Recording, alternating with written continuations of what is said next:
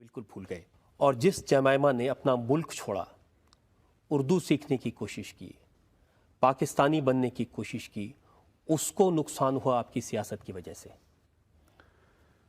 میں آپ کو ایک واقعہ بتاؤں. ابھی میں اپنی پولیٹیکل ریلی میں تھا تو میری تقریر سے پہلے ایک ہمارا بڑا جنونی ورکر تقریر کر رہا تھا. تو تقریر میں کہتا کہ عمران صاحب آپ نے اپنے ملک کے لیے اپنا گھر برباد کر دیا. میں بھی اپنے ملک کے لیے اپنا گھر برباد کرنے کے لیے تیار ہوں. وہ مجھے پتا تھا کہ وہ اپنی بیوی سے تنگ ہے، وہ ملک کا آڑ لے کے تو اس کو ڈیورس کرنے کے چکر میں تھا. دیکھیں،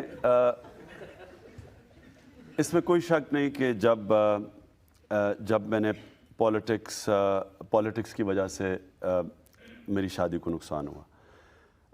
لیکن جب میں پالیٹکس میں جا رہا تھا تو میرا تب یہ خیال تھا کہ جمائمہ میرے ساتھ مل کے پالیٹکس کرے گی، یعنی کہ وہ بھی ایک ایکول پارٹنر رہے گی پالیٹکس کے اندر.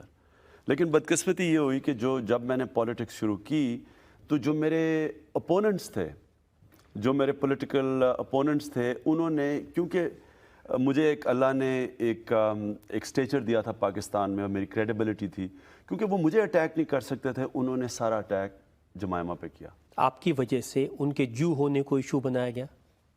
انہوں نے میری شادی کو ایک زائنسٹ لابی کا حصہ بنا دیا. وہ اس کو اٹیک کیا. پھر اس کے اوپر بعد میں ٹائلز کا کیس ایک گورنمنٹ نے کروا دیا مجھے امبیرس کرنے کے لیے. پھر اس کو کہا کہ وہ سلمان رشدی کی اسٹوڈنٹ تھی کیونکہ اس کی ڈگری میں کتاب تھی. سارا وقت انہوں نے اس کے اوپر اٹیک رکھے. اس کا یہ نتیجہ ہوا کہ وہ بالکل میرے ساتھ پالیٹکس میں حصہ نہیں لے سکتی تھی. ہمیں اس کو پالیٹکس سے پیچھے رکھنا پڑا. جب وہ پیچھے رکھا گیا تو ظاہر ہے میرا جو